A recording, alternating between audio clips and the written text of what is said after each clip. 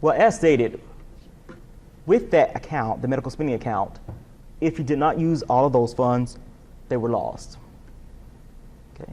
So you had to be very conservative in the amount that you decide to set aside. If you know you take maintenance drugs, hypertension medication, diabetes, something of such, that's something you may want to calculate over the course of the year of the cost, and you could apply it towards the medical spending. What it does is it allows those monies to be provided to you up front. So if you enjoy the New Year celebrations a lot, such as I do, and something happens, January 1, you have money available to pay that emergency room visit. What they'll do is they will deduct the amount in equal installments over the checks that you receive throughout the year. Okay. Now, that second bullet says carry over up to 500 of unused medical spending account funds starting in 2020.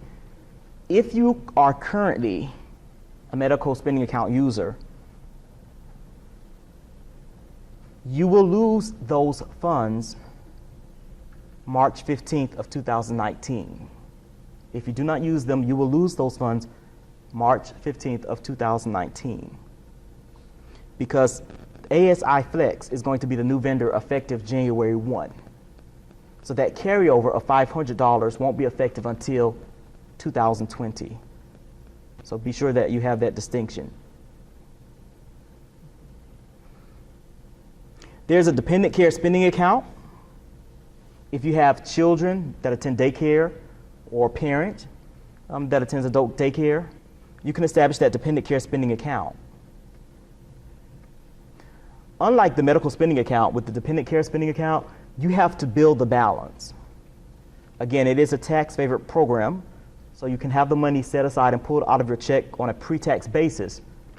However, you have to build the balance in that account. Once you have a substantial balance, you can remit your claim. So if you have a daycare expense, you can submit the bill for reimbursement.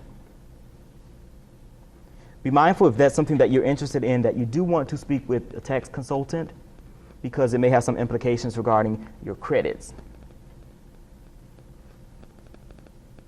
Now, I'd like to tell a story regarding one of my close friends, because personally I never really saw the true benefit of that. But a friend of mine showed me the light. Okay? She participated in the dependent care spending account. So she has the money pulled out of her check. However, she makes her husband pay the daycare bill. So then she later files for reimbursement. That's the way that account works.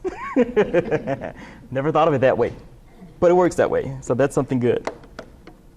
Now, if you participate in that savings plan, which is that high deductible plan, whereas you have a small monthly premium, but you pay a high out-of-pocket deductible, then we encourage you to establish a health savings account.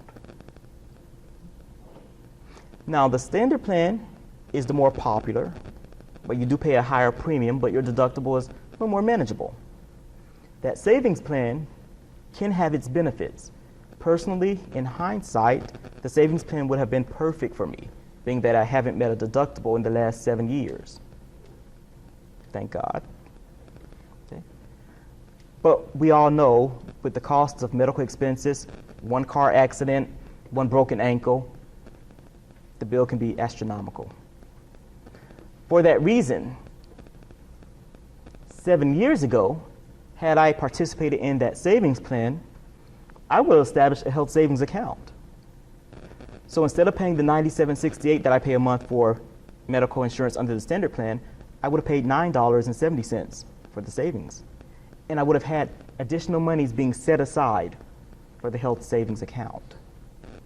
So in the event I experienced a need for medical attention, I would have had a balance that would have covered that high deductible. Okay? All minds and hearts clear?